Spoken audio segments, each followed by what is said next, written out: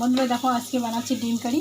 আর ডিম 4টে নিয়ে নিয়েছি, আমি লাল লাল করে ভেজে নিয়েছি। আর ওই ডিম ভাজা তেলের মধ্যে দিয়ে দিয়েছি আলু। তো এটাও আমার ভাজা হয়ে গেছে, এটা এখন উঠাই নেবো আমি আলুটা।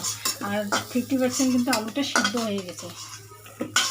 তো এখন দিয়ে দেবো কড়ার মধ্যে তেল।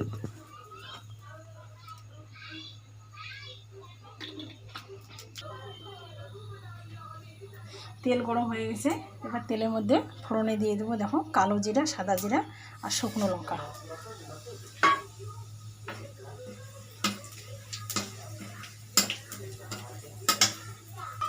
ফোড়ন আমার ফুটে গেছে।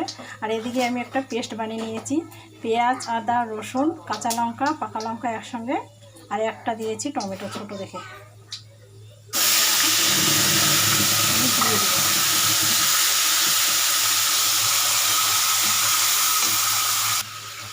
এরপর দিয়ে দিব আমি গুঁড়ো মশলা, জিরে গুঁড়ো আর একটু কারি, মানে চিকেন কারি ডিম কারি দুটোতে দেওয়া যায়, আর একটুখানি মিট মশলা।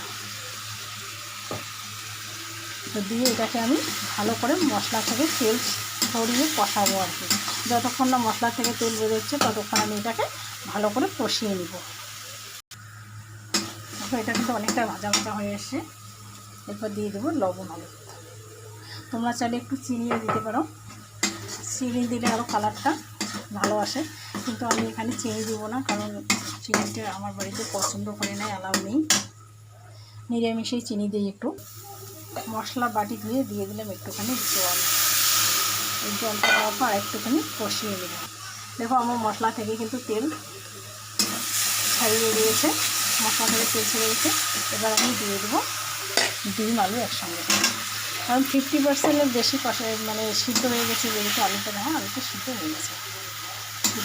আর একটুখানি কষাবো, এই কষালে আলুটা সিদ্ধ হয়ে যাবে। দেখো পর্যাপ্ত পরিমাণ জল দিয়ে দিয়েছি, আর জলও টেনে নেবে। আবার আলুটা 100% সিদ্ধ হয়ে যাবে। জলটা অনেকখানি কমে আসছে, এখন একটু গরম মশলা ছড়িয়ে দিয়ে গ্যাস অফ করে দেবো।